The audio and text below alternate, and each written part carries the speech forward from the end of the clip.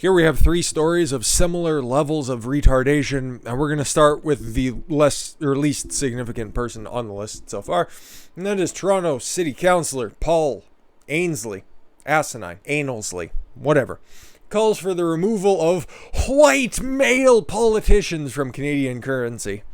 What would that... there would be nobody left to put on the fucking dollar bill. What, do you just want the Queen there, you fucking big girl? Toronto City Councillor Paul put forward a motion calling for the change to Canadian money to remove its white and male politicians, according to True North. Why? The diversification of depictions on Canadian coins and bills to better reflect a more heterogeneous and inclusive society. Would you like some croutons with that word salad, you fucking cuck? Motion calls for more heterogeneous and inclusive society. Fuck does that mean? Once again, it's another one of those shotgun terms of intersectionality phrases that wants to muddle the waters in order for these mental midgets to prosper. The motion, dickhead says, speaks to our currency being overrepresented by politicians. It probably should be. It's legal tender. The fuck do you want on there? Most of whom are white and male. Yep, that's who founded this country. That's who's been there since its existence. What the fuck else do you want? There are only so many natives with headdresses on horseback that you can possibly put on there. And they wouldn't be on horseback if it wasn't for European white males.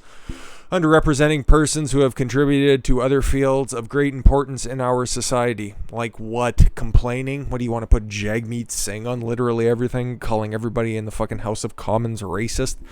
Go fuck yourself, pal. Let's see what he has to say. Our currency does not reflect our current multiracial, gender diverse, and multicultural reality as a nation. Nor should it, because I don't want to have to fucking flip over my dollar bills and loonies and toonies properly represent your racist, sexist view of the world. So go fuck yourself. I hope you get a paper cut handing in that motion and you end up getting AIDS blood in your system. You know what I was saying about lockdowns? Trudeau says don't travel anywhere, okay? You have to come back and you have to isolate in one of your 4-star resort hotels that you have to pay for out of your own pocket in order to quarantine because Makoof. Meanwhile, foreign ministers get to travel to the UK in order for a G7 meeting in person because why? It's nice to travel. I don't hold that against you if you weren't for lockdowns for everybody else. Once again, just showing you that there is a 2-tiered system. Let's see who's going over there. Minister Mark Garneau is in London for the G7 meeting while Prime Minister Justin Trudeau urges the rest of Canada to stay home. And boy, is he here for a good reason, and he's not making an asshole out of himself. Oh shit, no, wait, we'll get into that. Many Canadians are crying hypocrisy as foreign minister leader woke up this morning. Oh, I'm sorry. Mark Garneau is currently in London, not London, Ontario. You know, the one with the big clock she's currently trying to sit on. While Trudeau and Dr. Tam urge Canadians not to travel and jog outside wearing masks. Fuck you, Tam. I don't take anybody seriously who has a 3-letter last name.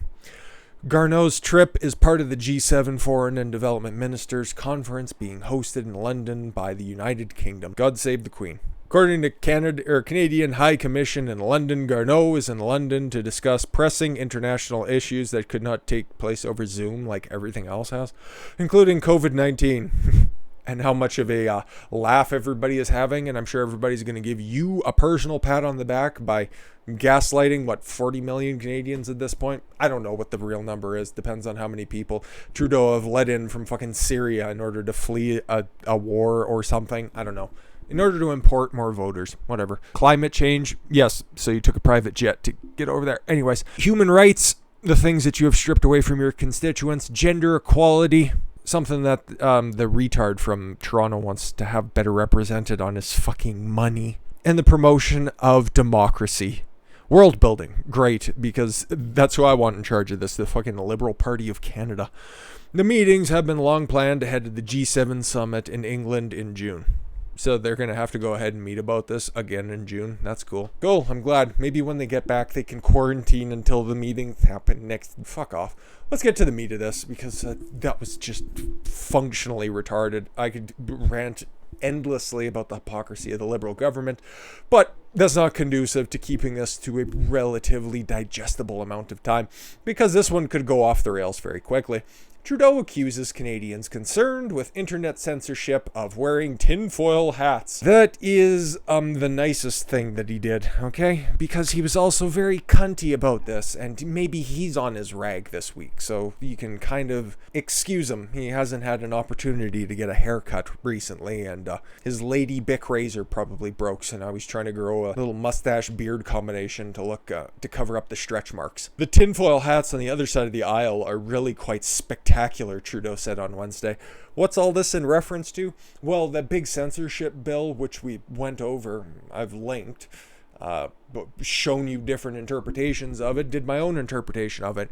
What it accounts to is pushing voices that are sympathetic to you and your causes under the guise of pushing more Canadian programming on internet streaming platforms and raising, I shouldn't say raising up, more or less just pulling down those platforms anyways in order to compete with your stupid telecommunications projects, the CTVs, Globals, Cities, CBCs out there, because they have failed, because pushing your propagandistic talking points over and over again have led them to a decline in relevancy, a decline in viewership since 2015 when you've taken office.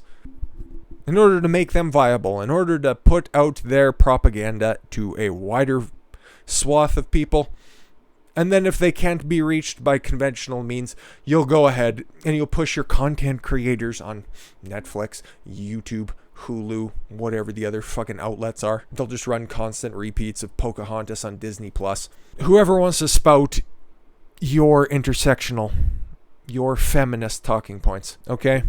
This is that bill that, if you guys remember, they wouldn't allow any debate on because they believe in it so strongly they couldn't possibly defend it in the House of Commons among people who are elected to be there to represent you, me, and anybody else in Canada watching this who might have concerns about, I don't know, something as simple as free speech. But let's get into this. Prime Minister Justin Trudeau dismissed criticism of BC10 as questioning God. On Wednesday, calling conservative tinfoil hat wearers for even mentioning the potential for government overreach. No, because he considers himself a deity.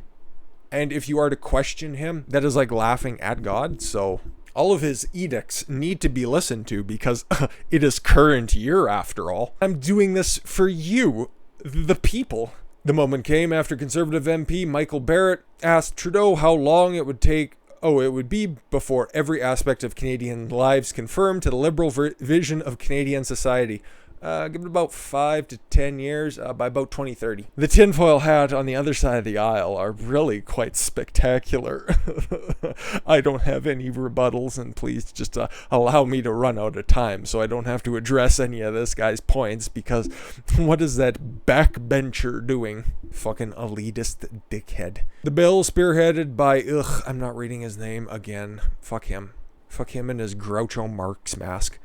Has drawn criticism from the Conservatives, and anybody who's read it should be concerned about this because it squeezes out whatever rights are left as Canadians, okay? Yeah, can't go outside without showing your papers. Quebec is already sending out fucking vaccination certificates. They don't mean anything this week. But then again, they're still in curfew, 5 in the morning until 8 at night. That was only supposed to be implemented for like 4 to 6 weeks in the beginning of December. When's that about to run out? What is it, May 6th? Yeah, no, okay. It should be soon, right? It's all coming to a head, okay? And like I said before, I hold a lot of optimism for what is happening in the United States. As much as we shit on Elise Stefanik to begin with, I think the GOP is probably heading. I've got like an 80% optimism rate when it comes to the GOP doing something great in 2022. And so forth and on into the future. I think that we're going to be heading into a new era of pride and optimism south of the border. Whereas up here in Canada, I don't know. I really don't know.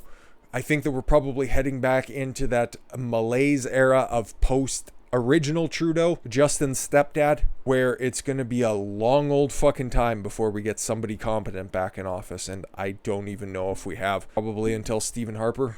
So, None of this stuff is good, but you guys need to be made aware of it because rights are being curtailed, freedoms are being stomped out, and insane policies are being enacted and pushed by the people who are elected somehow under means that I don't quite understand, by people who I will never understand. And with that said, I thank you all very much, I think, for the gift of your time. I've been Don Consuelo. I want you to follow your gut and get after it. Take care, everyone.